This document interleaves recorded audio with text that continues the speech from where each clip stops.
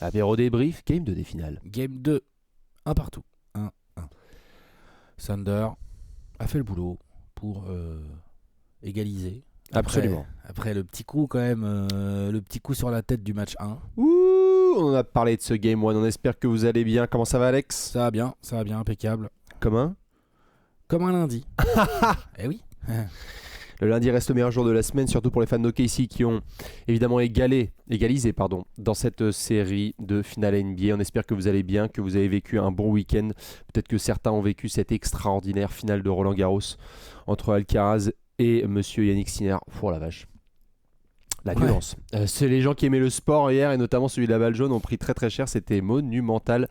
Et on est là pour évidemment parler de basket parce qu'on a eu un très très beau match, notamment Game 2. Rentrons dans le vif du sujet. Alex, on avait fait un débrief de ce Game 1 complètement zinzin avec une victoire des Pacers. On avait tout débriefé. À la fois la grosse montée en température des Pacers sur la deuxième mi-temps, à la fois le Thunder qui avait un petit peu barbouillé son basket. Qui a choke un peu la fin de match, oui, bien sûr. Exactement, on attendait certains acteurs, on attendait plein de choses, on avait donné quelques clés.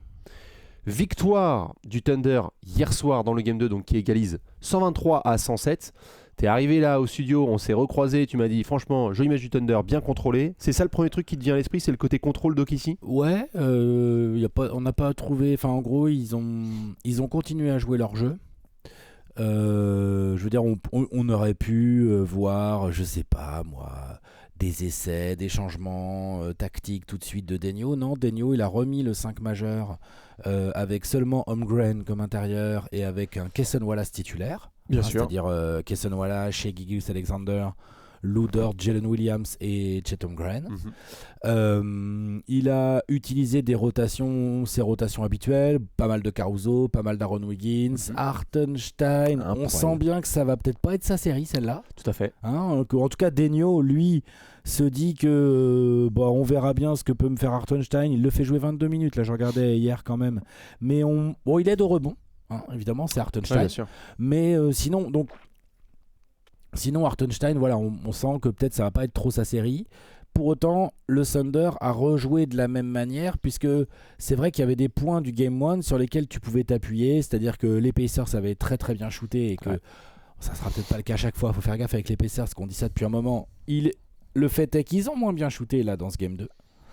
Oui, la défense d'OKC de toute façon elle est forte et elle te gêne sur tes shoots et tout, mais les Pacers ont raté un peu plus. Pourtant ils ont moins perdu de ballon, nettement moins perdu de ballon par rapport au Game 1 où c'était impossible d'en perdre Game 1 ils en avaient perdu 24. 24 ouais, genre 19 en première mi-temps, un truc comme ça.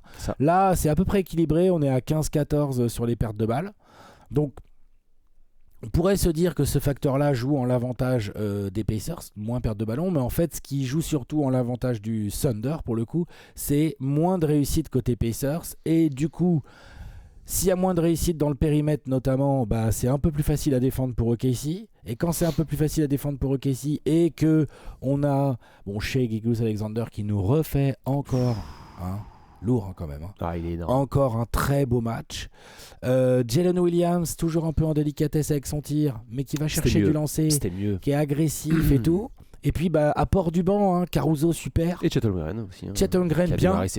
Dans le premier quart, Chet Holmgren, il y a 2-3 points presque de suite là. Vers la fin du premier quart, c'est très important ce genre de tir. Tout à fait, il met plus de points de Chet Holmgren dans le premier quart-temps que sur l'entièreté du Game 1. C'est vrai qu'il y a plein d'éléments dont on peut parler de cette victoire parce que là, comme tu viens de le citer, le banc, il va falloir qu'on en parle. En fait, c'est marrant parce que sur les éléments moi, qui me frappent, c'est que quand on regarde sur la courbe notamment du match, vous voyez notamment que Indiana refait quelque chose d'assez similaire, c'est-à-dire une très grosse deuxième mi-temps offensive après une première mi-temps timide. Alors sur la Game 1, c'était des ballons perdus. Là, il y a vraiment une délicatesse au tir, c'est un peu compliqué. Ils sont à 41 points en deuxième mi-temps. Ils en mettent quand même 66 en deuxième. Il y en a qui nous avaient fait le même coup. Au Game 1, ils mettent 45 points en première mi-temps, ils en mettent 66 en deuxième période. Sauf que là, OKC n'a pas flanché. Autant le Thunder, regardez, sur le Game 1, ils avaient démarré fort offensivement et ensuite ça s'était assez mal terminé. Autant là par contre, on est monté en température. Et c'est vrai que sur l'ensemble de la rencontre, là on vient de parler de Chet Holmgren qui a démarré ses finales NBA, on l'attendait là, et dès le premier quart-temps il est énorme. On a Jalen Williams en effet qui fait le boulot. Et puis on en parlait dans la dernière vidéo Alex, la bataille des bancs n'en a pas été une, et notamment dans un aspect dont tu as parlé et je te propose qu'on en fasse un gros focus parce que pour moi, c'est peut-être l'aspect le plus important de l'approche du Thunders Game 2. L'équipe la plus agressive et qui ne s'est pas fait défoncer au rebond, c'est OKC. Ils étaient malmenés. Tu les avais charcutés sur le débrief du Game 1. OKC s'était fait laminer par le front de court. Tu sais, tu en avais parlé beaucoup du front de court. Et là, que ce soit les titus ou le banc, il n'y a pas eu du tout de malmenage au rebond. Non, ils ont beaucoup mieux tenu. Après, ils ont pris plus de rebonds défensifs aussi parce que Indiana met moins de tirs. Et offensif. Donc voilà, et ils sont venus se battre plus au rebond offensif, ça c'est bien. D'ailleurs, Hartenstein, pour le coup, je dis c'est pas sa série, au moins ça c'est un domaine dans lequel il est vraiment très utile. Oui. Ça se voit quand il est sur le terrain, c'est plus sur le reste où c'est un peu plus délicat peut-être son utilisation. Sur la bataille des bancs, je suis pas sûr. Enfin, je veux dire, le rebond, je te suis. Sur la bataille des bancs, je suis pas sûr. Je trouve que McConnell et Mathurin, ils ont proposé, ils ont essayé, ils ont scoré. Mais ils se font défoncer là. Je sais pas. Moi, je trouve que c'est surtout les titus là, moi, qui se font défoncer. Moi. C'est marrant parce que pour moi, du coup, c'est. En fait, j'ai l'impression que c'est le match du banc du Thunder. Regarde, parce que mais le banc du. Regarde, tu vois. Bon, le banc du Thunder fait un meilleur match que le banc des Pacers, mais enfin, tu vois, on les a sous les yeux là. T'as 14 points de Mathurin, t'as 11 points de McConnell. Limite, ils ont des. Bon, je sais que j'aime pas cette stat, mais ils ont parmi les meilleurs plus-minus. Ils ont des meilleurs. Fais voir les titulaires. Tu vois, genre. Oui, non, bien sûr. Tu vois, donc. Mais pour moi, je t'avoue que c'est le match du banc du Thunder, quoi. C'est-à-dire qu'en effet, les titus, t'as raison. Il y a une énorme différence entre ce qu'ont proposé Siakam, Haliburton et compagnie face à Shea. Siakam, par exemple, là, sur ce match, ça a été très compliqué pour lui. Ah, bien sûr, bien sûr. Bien sûr, bien sûr. Ce que je voulais juste mettre en avant, c'est que j'ai l'impression que le Game 1, tu as parlé de l'efficacité notamment à 3 points énormes des Pacers, et on se disait, tiens, que ça va donner les corner threes et tout, d'Indiana, c'est très fort. Si je devais dessiner le Game 2, il y a évidemment le réveil des remplaçants, mais c'est impossible pour moi de ne pas démarrer les aspects de la victoire d'OKC sans parler de Caruso et Wiggins. Ah oui, non mais attends, le banc les mecs, c'est du Thunder, 3e et 4e meilleur marqueur de la soirée. Le banc du Thunder a été énorme, mais genre Caruso, il a mis plus de points que Jalen Williams en fait finalement. Ouais, c'est ça. Tu vois, donc ils ont été super, mais ils ont contribué évidemment à cette victoire. Mais le banc des Pacers, à part Topin qui a vraiment galéré au tir. Il avait été énorme au Game 1. Là, il a 1 sur 8. Voilà, là, il a vraiment galéré au tir. Mais sinon, je veux dire, ils se sont battus. Ils ont proposé plus ou moins ce qu'on va attendre d'eux à chaque match. Le banc des Pacers, honnêtement, genre McConnell à 5 sur 7 au tir avec 6 passes d'ess et donc 11 points. Qu'est-ce que tu veux, c'est quand même pas mal. En fait, je suis oui. Mathurin, il a essayé d'être agressif. Il a été agressif. Il est allé chercher des lancers et tout. Moi, je te dis pas qu'il peut pas faire mieux, mais c'est pas lui que je citerai en premier. Je citerai en premier Siakam, Nembhard, qui se sont bien fait manger pour moi sur ce match. Oui, bien sûr. Et c'est pas forcément que de leur faute ou quoi, mais le banc du Thunder a été incroyable, mais face à un bon banc. Face à un bon banc. Face à un banc qui en fait tout à fait peut en soi produire comme on pourrait s'y attendre en soi. Défense, tout ça, ils ont pas été si mauvais. J'entends. Moi, là où j'avoue que ça m'a vraiment fait mal, et quand certains étaient un peu en live aussi sur Twitter hier soir, c'est cette espèce de stretch où Tyrese Haliburton s'est énormément reposé sur la fin du premier quart et le début du second, et où OKC notamment a pu créer le blitz. Ah, tu veux dire, moi je suis d'accord pour dire que les minutes sans Haliburton ont été un petit peu chelou de la part de Carlisle, peut-être un peu trop longtemps de suite. Un petit peu trop longue. De suite. Tout à fait, sur la première mi-temps. Et là, il y a eu vraiment un gros creux pour Indiana, notamment offensivement. Ouais. Derrière, c'était trop tard, c'est-à-dire qu'on a eu le sentiment après, à la mi-temps, il y a plus 18 ou un truc comme ça. Ouais, c'est ça. De toute façon, pendant le deuxième quart, l'écart ne fait quasiment que monter. Ça fait que monter, tout à fait. On se fait la blague un petit peu. Ah tiens, Indiana est pile là où il faut. Ils sont entre 15 et 20 points de retard à l'entame du quatrième quart-temps. Tu vas le faire à chaque fois. Pour autant, les minutes à la fois sans Haliburton n'ont pas été bonnes. Les minutes avec lui, faut se dire aussi les choses. Haliburton, moi je trouve que son match n'est pas bon, parce que là si on regarde numériquement, il y a 17 points à 50% au tir, mais les gens notamment qui ont vu la rencontre l'ont vu, c'est beaucoup trop tardif. C'est-à-dire que les 3 premiers quarts-temps ne sont pas bons, l'agressivité n'y est pas, vu que Siakam il perd des ballons bien plus que d'habitude. Et il perd bien plus de ballons que d'habitude. C'est-à-dire que Indiana a perdu beaucoup moins de ballons que le match 1, par contre Haliburton c'est un match beaucoup moins propre que d'habitude. Tout à fait. Clairement. Et en fait c'est vrai que pour revenir sur cette question dont tu parlais là de titulaire, j'ai été frappé côté Indiana par le manque de discipline offensive qu'ils ont montré précédemment, sur la présence des joueurs sur le parquet et que faire. C'est-à-dire, Mathurin en effet a scoré, mais quand tu as des situations où tu as Pascal Siakam, qui est défendu par Cason Wallace, il se respecte envers Cason, mais on parle de Pascal Siakam quand même, qu'il est au poste, et que tu lui fournis même pas le ballon, et que Pascal Siakam peut passer 3 à 4 à 5 minutes en touchant à peine le cuir, ça c'est pas bien. Faut se réveiller. Ensuite, Pascal Siakam, il a raté... Alors, il a été agressif, lui, pour le coup. Il a été chercher du lancer et tout, mais il a raté des choses que d'habitude il met dedans. Oui. Et ça, forcément, entre ça, donc Siakam qui rate des choses, d'habitude il les met dedans. Haliburton qui perd quand même nettement plus de ballons que d'habitude et qui manque d'agressivité, en gros, il fait pas les bons choix sur ce match. Après, la défense du Thunder s'est bien occupée de lui aussi. La meilleure défense de NBA a fait son travail. Voilà, il faut aussi rendre à César ce qui lui appartient, c'est-à-dire que la défense du Thunder, les switches, la pression haute et Lugensdort qui, ça a l'air de rien parce qu'offensivement, c'est un match où il a pas pris beaucoup de tirs ou quasiment pas de tirs, tu vois. Mais lui, Cason Wallace, Shea et tout, ça s'est bien relayé avec Caruso au chevet de Haliburton principalement, mais même de Nembhard. Ils se sont bien occupés de Nembhard. Voilà. Donc ça a été très fort de leur part et Indiana n'a pas su trouver les bonnes solutions là-dessus. Ça se traduit par Siakam qui est pas servi là, comme tu viens de le dire, alors qu'il aurait certainement dû être servi. Il y a aussi Siakam qui rate des choses qu'il rate pas d'habitude. Ensuite, il y a Haliburton qui est timide et perd trop de ballons. Ensuite, tu ajoutes à ça une adresse quand même moins bonne, nettement, en tout cas de loin, qu'au match 1. Et oui, tu perds moins de ballons, mais en fait, le match, tu le perds de combien? De 15?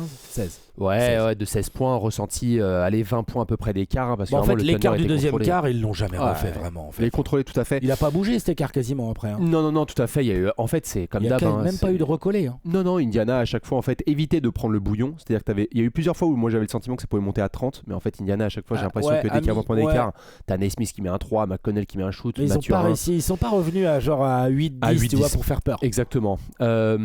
C'est vrai que pour finir ce Indiana, parce qu'après on va rendre au Thunder évidemment ce qu'il faut, sentiment aussi un petit peu qu'ils ont abordé le match parfois comme si ils menaient 1-0 dans la série. Le boulot était fait le boulot était fait. Moi j'ai eu cette sensation là parfois, un peu moins d'agressivité, un peu moins d'envie de justement aller punir là où ça fait mal. Côté Thunder, plein de choses moi qui m'ont plu dans tous les sens. Tu parlais là un petit peu de ce côté obstiné de Marc Daigneault de dire je vais pas tout changer parce qu'il y a une défaite. Non, c'est pas obstiné, justement au contraire. Il est confiant dans son plan tactique. Il est confiant, tout à fait. Il l'a réutilisé. Et d'ailleurs, suite au Game 1, la façon dont il est perdu, je sais pas si tu peux effectivement tu peux comprendre le raisonnement de Daigneault parce que tu peux dire je vais remettre déjà mon 5 parce que mon 5 m'a permis d'être devant. Bien sûr, et puis on a perdu à la 47e minute et 59 secondes, il faut dire les termes quand même. Il y a eu un seul changement de lead sur le Game 1, c'était à 0,3 secondes de la fin, sinon le Thunder remportait ce match. Plein d'éléments moi qui m'ont plu. Kenrich Williams, entrée formidable, même si c'est quelques minutes. Moi j'ai trouvé qu'il a été très très bon temps pour provoquer un petit peu du rebond offensif. C'était super, c'est quelques minutes rapides, mais en fait c'est vachement bien. La façon dont aussi, donc comme je l'ai dit, Chet Holmgren, tu sens qu'il s'est fait remonter un petit peu les bretelles parce qu'il y a du drive, il y a du rebond, il y a la possibilité justement de demander un peu plus d'effort de sa part. Jalen Williams, on va à l'arceau pour aller un petit peu provoquer ça. Moi j'ai beaucoup aimé. Aaron Wiggins, en fait je sais pas si la balle, souvent on doit rendre la balle un petit peu, la balle de match à un joueur. Alors on va parler de Shea évidemment qui est énorme, mais les gens qui voient cette vidéo un petit peu, fans du Thunder ou observateurs, et je te pose la question Alex, la balle de match là, tu la donnes à Shea, tu la donnes à Caruso, tu la donnes à Wiggins, tu la donnes à eux trois.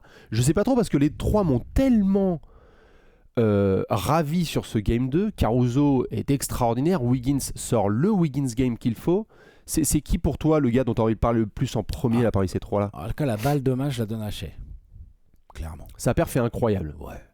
Et après, les deux autres, Caruso et Wiggins, sont juste là. Mais il y a quand même une énorme différence, c'est qu'ils le font sur des temps plus courts, avec des rôles bien précis. Et ça tombe dedans les tirs, donc du coup, leur match devient incroyable. Ouais. Mais à la limite, au départ, Daigneault, quand il les fait rentrer, je ne dis pas que c'est du bonus quand Caruso ou Wiggins mettent des 3 points, c'est pas vrai. Le Thunder en a besoin. 9 sur 16 à 3 points. Mais voilà. On leur souhaite que ça soit comme ça à chaque fois. Ça ne sera pas comme ça à chaque fois, je pense pas. Et puis en plus, ça défend bien. Ils prennent pas énormément de risques, donc ils perdent pas non plus énormément de ballons. Non.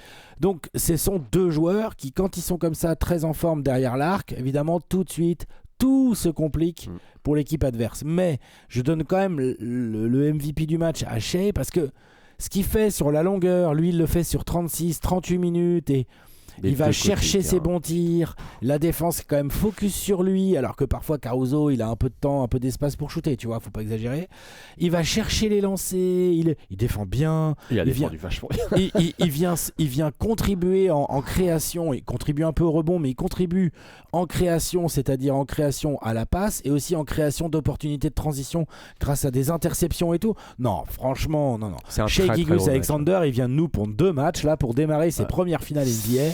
Oh oui, il y en a un qui est perdu, mais oh là là, c'est du lourd. Tout à fait. Et justement, il vient de battre un record, évidemment, pour ceux qui l'ont peut-être pas vu. Allen Iverson, en 2001, première finale NBA, il a émis 71 points sur ses 2 premiers matchs. C'est le plus gros total sur les 2 premiers matchs d'un joueur qui découvre les finales NBA. C'est 72 points pour Shai Gilgeous-Alexander. Je vous mets juste un petit zoom sur allez, on va dire les 10 derniers matchs de Shai Gilgeous-Alexander. Et à 50% au tir, grosso modo. Ouais, comme d'hab. Shai Gilgeous-Alexander, juste pour vous donner un petit indicateur, parce qu'on commence aussi à prendre Pépère pour acquis, normal. Depuis la moitié de la série contre Denver, notamment sur le finish, 31 points, 32 points, 35 points, avec toujours de la distribution. On a ensuite foudroyé les Wolves. Il y a un match raté contre les Wolves. Il y a un match raté, c'est le fameux Game 3 qui est délaissé par le Thunder. Sinon, il y en a 40, 34, 38 et 31. Et là, on démarre avec 38 et 34 points. J'ai adoré son Game 1. Limite, je trouve le Game 1... Le Game 2... J'ai adoré son Game 2, pardon. Shai, tu fais bien d'en parler. Je l'ai trouvé formidable dans l'ensemble. Tu le disais, défensivement, offensivement, la création pour les copains, l'investissement défensif. Les choix. La régularité aussi, c'est-à-dire que lui, il fait partie des gars qui font que quand Indiana tente moitié un petit recollé, non, tiens, hop, petit ISO, je remets. Pull-up, bim, petit panier, qui fait du bien, qui casse un éventuel début de run, tu vois. Je le trouve super, il a vraiment été au rendez-vous en fait, chez Gilgeous-Alexander. Sur là, ce qu'on voit évidemment sur ce match, c'est vraiment... du classique Thunder, c'est-à-dire quelque part un petit peu dans la lignée de ce qu'on avait pu discuter sur le Game 1, c'est ils ont craqué sur la fin du Game 1 et ils peuvent se dire qu'ils devraient mener 2-0 parce que c'est vraiment un très beau comeback des Pacers, mais ils devraient mener 2-0. Mais c'est pas le cas. Ce qui est sûr, c'est qu'on va retourner au OKC. Parce que là, on a. Ah oui, on va retourner au OKC. On va 2 matchs à Indiana et on va retourner au OKC. On reviendra au OKC, ça c'est sûr. Et donc là, Alex, si on se penche un petit peu sur le Game 3 qui aura donc lieu mercredi soir. On va aller à Indiana. Énorme ambiance attendue au Bakers Life, là où je sais plus ce qui a changé de nom. Du coup, ils ont l'avantage du terrain. C'est-à-dire que le Game 3, là, s'ils le prennent, ils se mettent dans des conditions incroyables. Est-ce que... Bon, je sais qu'on peut dire ça sur chaque match, mais le Game 3, ça va être vraiment le match le plus important de la série, puisque c'est le suivant. Mais je sais pas. Pour Indiana... Ça peut être le 4. Tout à fait, mais là, pour Indiana, tu as fait le travail. Tu retournes à la maison. Est-ce que pour les Pacers, prendre le Game 3. C'est pas le match le plus important, peut-être même de leur histoire en fait. Mentalement et pour mettre la pression, la vraie grosse pression sur le Thunder qui est quand même favori et tout. Donc là les Pacers leur ont mis un coup derrière la tête au Game 1. Mais là on voit bien, le Thunder ils sont revenus. Message envoyé. Non, on a une tactique et en fait cette tactique elle va vous fumer. Vous allez rien pouvoir faire et va falloir shooter extrêmement bien à 3 points pour espérer nous résister. Oui. Grosso modo, c'est ça le message. Oui. Après, il peut y avoir d'autres choses. Là, Topin a raté beaucoup. Siakam, je vous dis, il a raté des choses qu'il ne ratait pas forcément. Enfin, il y a des paramètres qui vont à l'intérieur des matchs. De chaque match, il faudra analyser. Mais quand même, dans l'ensemble, le message du Thunder, il est très clair. On est au-dessus et on vient de vous le démontrer. Donc, un truc que le Thunder a très envie de faire, c'est dès le match 3... taper du poing sur la table, en remettre un plus 15 là, et dire ah là, vous voyez, voilà, on vous avait pas menti, on vous avait dit. Vous pourrez pas faire un comeback à chaque fois, par contre nous on va vous mettre plus 15 à chaque fois. Tout à fait.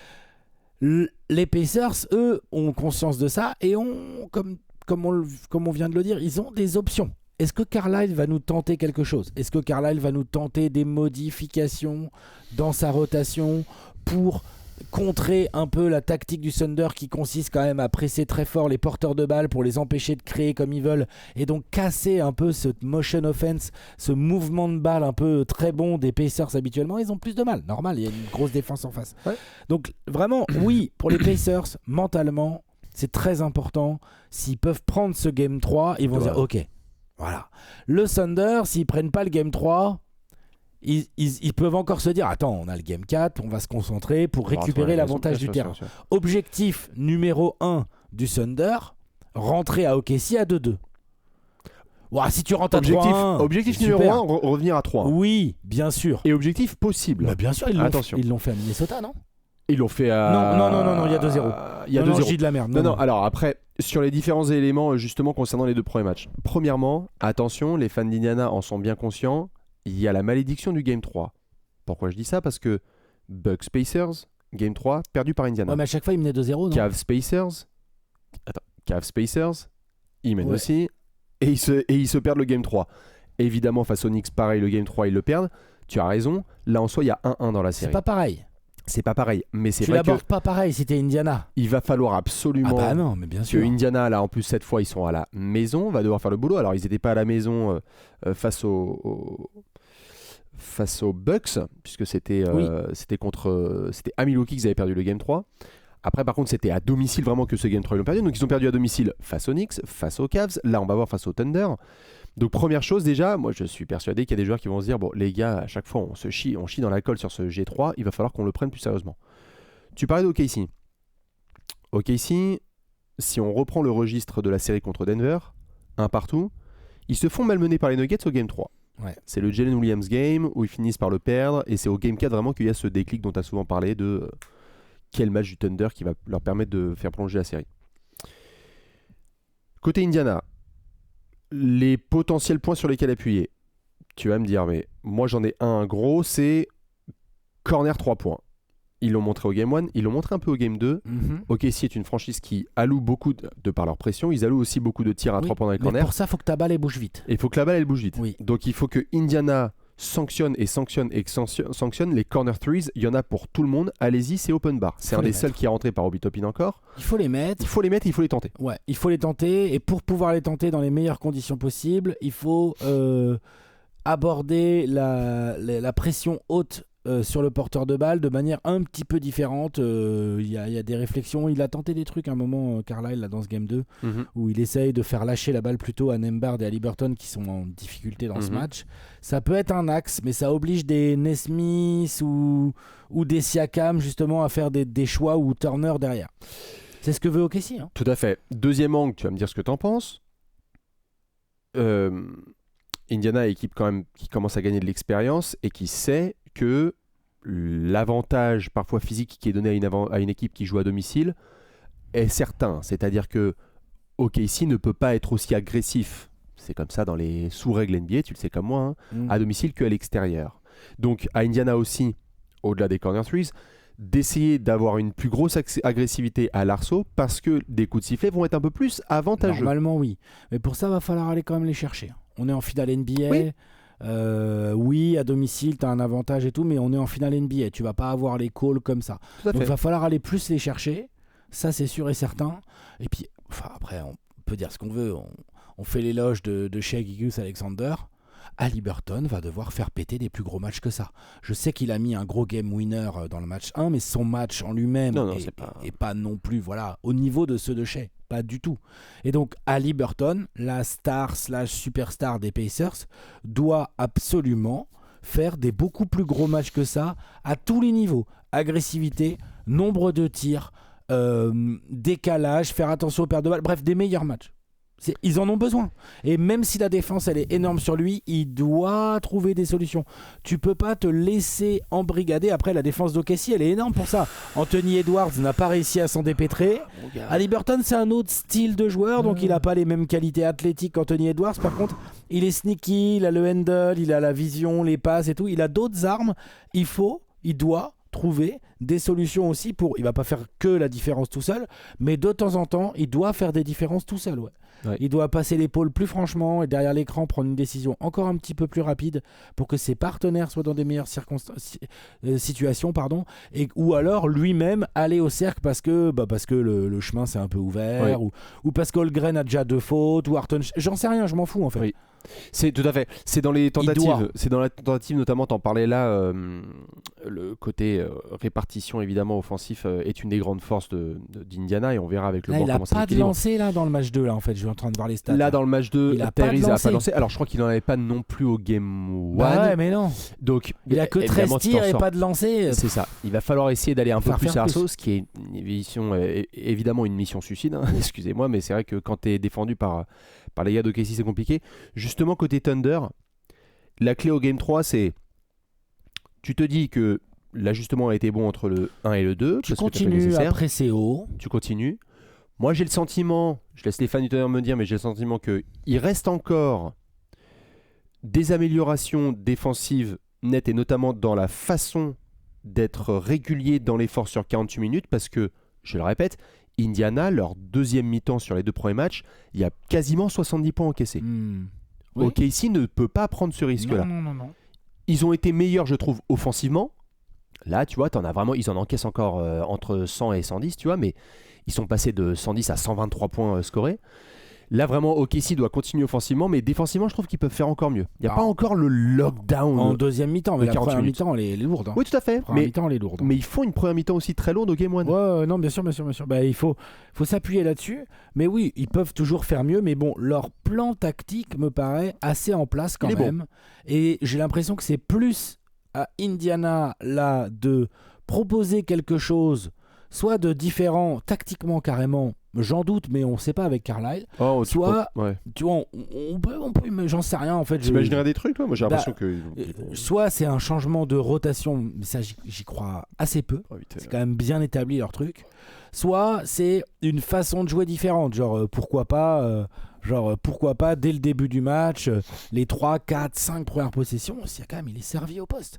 Oui. Et on s'écarte et on y va, tu vois, genre plus en quelque chose de plus frontal, quelque chose qui, je te dis pas que ça va forcément fonctionner, mais qui va peut-être obliger OKC à faire certains choix. Puis en fonction de la mismatch, où tu prends d'abord un premier écran, histoire que Siakam il ait un mec plus petit sur lui, peut-être Shea, peut-être Cason Wallace, tu vois, et du coup bah tu le serres tout de suite et tout le monde s'écarte et on le laisse jouer. Je sais pas, c'est des changements comme ça plutôt que. Et ça enlèverait peut-être un peu de pression sur Nembhard notamment ou sur Haliburton qui vont se retrouver, eux, en termes de porteurs de balles, tout le temps pressés assez haut par des Luguensdorf, des Shai Gilgeous-Alexander, des Cason Wallace, même Jalen Williams, en fait. Enfin, à part Chet Holmgren, qui est un peu moins à l'aise, même s'il se déplace bien, hein, mais il est un peu moins à l'aise. Tous les autres, c'est pour ça que Denio a opté pour un 5 avec un seul intérieur. C'est parce que ça lui permet de beaucoup plus switcher et de maintenir un pressing assez haut, délaisser un peu les corners, évidemment. Ah, tout à fait. Mais pour moi, c'est à Indiana de proposer des petites choses différentes qui vont pour essayer de déséquilibrer le Thunder sur un maximum de possession, plutôt qu'au Thunder de changer quoi que ce soit. Pour moi, le Thunder a un plan de jeu qui tient grave la route et qui peut leur permettre d'en gagner encore 3 là. Ouais, tout à fait. Sans problème. Ils sont censés pouvoir faire le boulot là-dessus. Obi Toppin, par exemple, on en parlait, qui a tenté 8 tirs à 3 points. Sur ses 9 tirs du Game 1, il a tenté 8 tirs à 3 points. Alors c'était formidable, il était à 5 sur 8. Hein. Ouais, c'est incroyable. Et sur le Game 2, il tente 5 de ses 8 tirs sont à 3 points. Peut-être que avoir un hobby qui, à la fois, va pouvoir tenter à 3, mais aussi apporter ses qualités athlétiques à l'intérieur, ça peut être quelque chose d'intéressant dans l'agressivité dont on parle là. Transition, on en avait parlé dans la preview.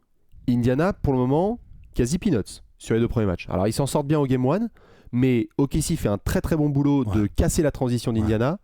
Peut-être à Indiana aussi de tenter un peu le côté dragster. Essayer d'accélérer le jeu au maximum quand tu as le rebond. Moi, je vais surveiller la transition quand même. Quand tu as le rebond, ça peut être un angle sur lequel appuyer pour les Pacers pour essayer au moins d'avoir des shoots un peu plus ouverts et un peu plus d'espace quand tu attaques. Oui. Sur les 2 premiers matchs, ils ont 14 points au total en transition, si je dis pas de bêtises. Non, 19, pardon. 9 points dans le dernier match et 10 au premier. J'aime bien, mais pour Indiana, le bread and butter, c'est quand même aussi... aller loin. Factor X, là, un joueur un petit peu que tu vas observer là, ce mercredi soir, là, si tu en avais un. Avant de nous balancer ton pronostic.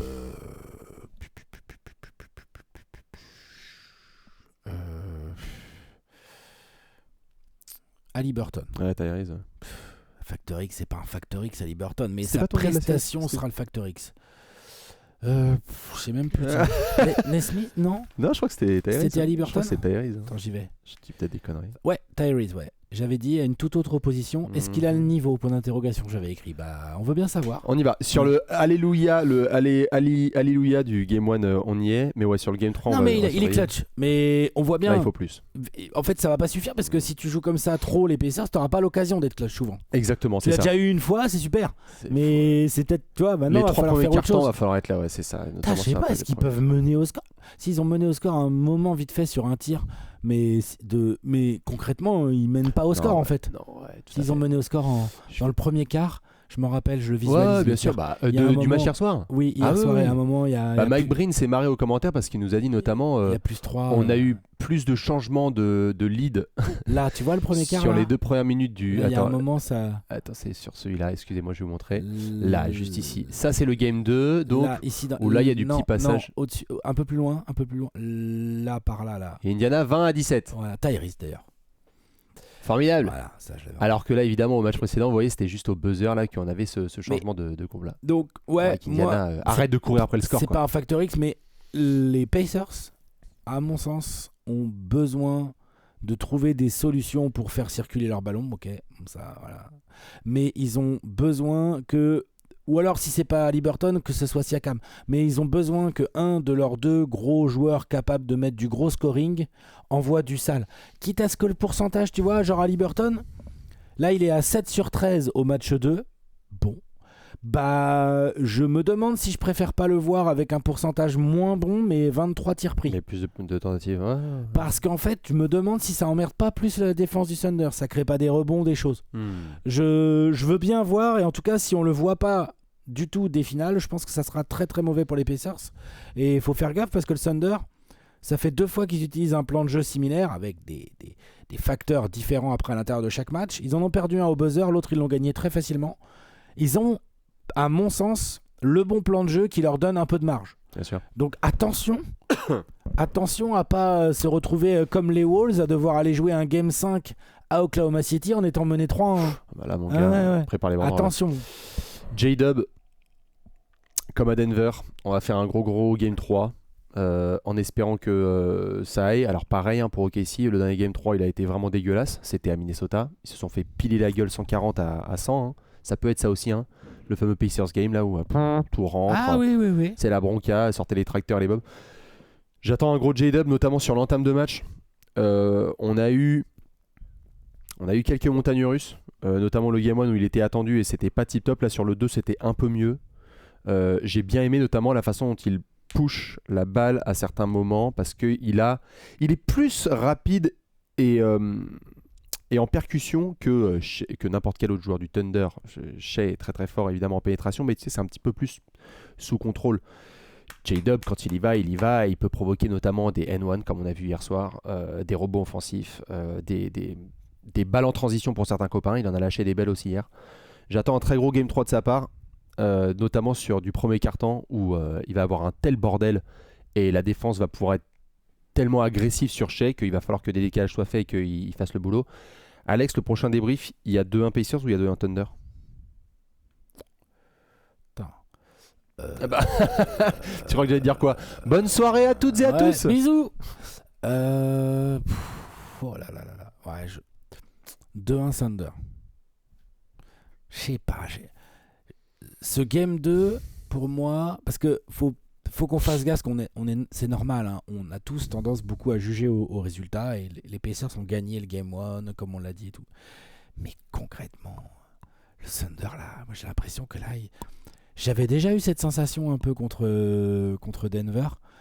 Là, la formule, elle est bonne, elle fait bien faire chier les Pacers. Alors après, évidemment, un grand match d'Haliburton, un gros match de Siakam, l'ambiance et tout. Mais moi j'ai l'impression que le Thunder là, ils ont toutes les armes, ils savent ce qu'ils doivent faire et malgré la jeunesse de pas mal des membres du groupe, ils ont un plan de jeu, ils sont capables de l'appliquer parce que... Non, Thunder. 2-1 Thunder et énorme pression sur les Pacers pour le Game 4. Qui peuvent remporter, mais 2-1 Thunder. Je vais dire aussi Thunder, mais au finish. On va l'avoir là, le match clutch où c'est OKC qui montre que... À Indiana. Qu'ils sont plus, ils ont plus de coronets. Autant, tu vois, moi, pour le coup, dans un match serré, je veux bien voir comment ça gère à Indiana avec la salle toute jaune debout, ça hurle et tout. C'est le moment où le Thunder doit dire on est prêt. On est prêt pour ce moment-là. Ils ont géré jusque-là les challenges. Denver en 7, gérer Minnesota sans problème et tout, se rattraper après un Game 3 catastrophique. Ils ont été au rendez-vous. Là, je pense que c'est le moment d'avoir un match où tu as 20 000 personnes qui te détestent, tu as des insultes dans tous les sens, tu as 23 ans de moyenne d'âge, on y va. Et dans un match serré, les décisions sont bonnes. Et la meilleure défense de la NBA fait le travail au finish. Ouais. Moi, je pense qu'il peut y avoir un finish où on fait genre OMG, Indiana a mis genre 4 points sur les 3 dernières minutes parce que si c'est ça, il faudra regarder les matchs de Siakam et d'Haliburton de plus près alors. Notamment. Si c'est ça. Dites-nous vous, évidemment, ce que vous pensez à la fois de ce Game 2 et ce que vous allez attendre sur ce Game 3. Nous, on va se retrouver évidemment pour plein d'autres vidéos parce que qui dit mois de juin dit draft, free agency, finale NBA et compagnie. Il y a du monde qui arrive. Il y a du gros lourd à venir sur la chaîne. On vous fait des gros bisous. Excellent lundi à toutes et à tous. Ciao. Et à mercredi soir pour le Game 3. Des bisous. Bisous. Ciao.